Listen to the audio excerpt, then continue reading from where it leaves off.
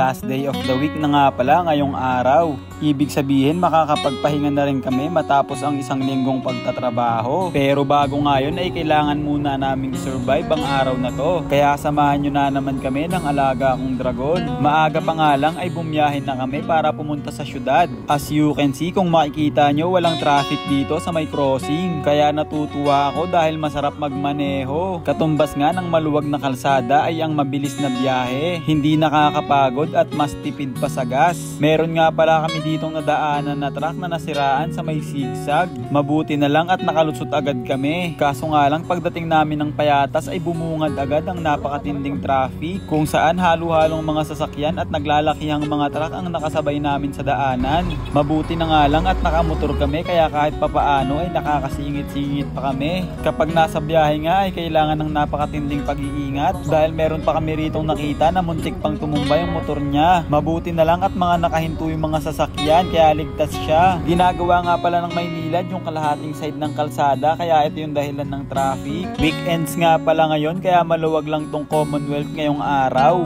Kaya hindi nakaka-stress ang pagbiyahe. Tingnan. Hinatid ko na nga pala neto yung alaga akong dragon sa pinagtatrabahuhan niya. Matapos ngayon ay bumiyahe na rin ulit ako dahil may pasok pa ako sa trabaho. Nakakapagod nga pala maging isang empleyado pero wala akong magagawa. Sabi nga ni Goodies sa kanta niya, wala naman na tayong ibang choice kundi gampanan ng pagkabuhay na to. Binagsak tayo dito nang wala tayong alam. Kung kailan tayo lilisan wala rin tayong alam. Kung hindi nyo pa alam yung kanta na yun, pakinggan nyo, napakaganda nun. Kakakwento ko nga ng kanta ni Goodies ay hindi ko alam na nandito na pala ako sa Ortigas. Ayos nga dahil hindi ako late. Nauna nga palang makarating sa parking lot yung pinakapogi kong katrabaho na si Kuya JP.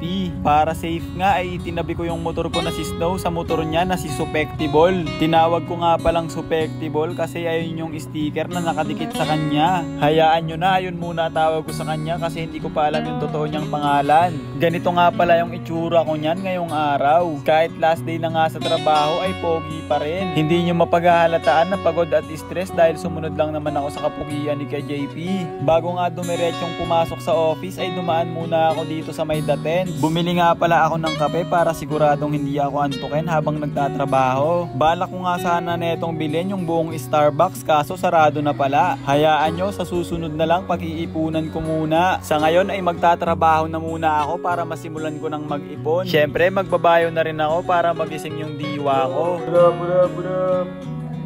Ang buhay nga bilang isang empleyado ay papasok ka ng maaga kung saan aalis ka ng bahay ng madilim pa. Kung saan magtatrabaho ka ng ilang oras na ang katumbas ay wala pang 1,000. Makalipas nga nun ay oras naman na ng uwian. Kung saan sa wakas ay makakauwi ka na rin kaso madilim na ulit. Nakakasawa man ay sa ngayon wala pa akong magagawa kundi magpasalamat sa kung ano man ang meron ngayon habang hindi tumitigil mangarap ng mas magandang kinabukasan.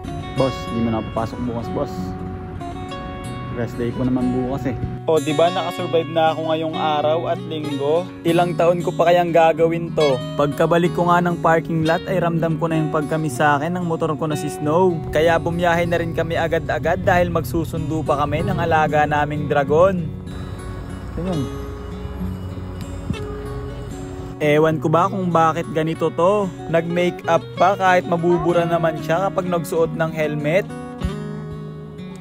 Bago nga kami tumuloy sa biyahe ay kinonect ko na muna yung mga intercom namin. Mabuti na lang at nakapag-invest kami sa ganito dahil napakalaki ng tulong niya. Dahil hindi na kami nagsisigawan kapag nag-uusap kami sa biyahe. Bukod pa nga doon ay tamang sound trip pa kami. Napakabilis nga pala ng biyahe namin hanggang dumating kami rito sa may Payatas. Kung saan kahit maaga pa ay siksika na agad yung mga sasakyan. At yung mga tao ay halos wala na ring madaanan. Traffic pa nga rin pala dahil hindi pa tapos yung ginagawang kalsada mula pa ng umaga. Pati nga rin dito sa malapit na sa sigsag ay traffic pa rin. Hindi pa nga rin pala natatanggal yung nasira na truck. Naging one way nga pala kaya panandalian kami ritong na-stuck sa traffic. Pagka uwi ko nga ay naabutan ko yung mga tao sa bahay kung saan busy silang mag-asikaso ng pa-order nila na laing. Pati nga si Pia Francis ay busy pa sa mga dinideliver niya na parcel. Naka-schedule nga pala kaming maglaro ng basketball dito sa barangay namin. Kaya kaya dumiretso na rin kami agad dito. Dahil halos isang beses na lang naman ako sa isang linggo dapuan ng pawis. Kaya kahit pagod na sa trabaho at sa biyahe ay pinupursigi ko pa rin makapaglaro. Para naman kahit papaano ay healthy pa rin ako.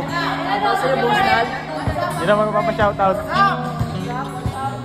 Ito nga pala yung mga player ng Freedom. Gusto nga pala nilang ma-shoutout kaya ito, shoutout sa inyo. Tapo ah.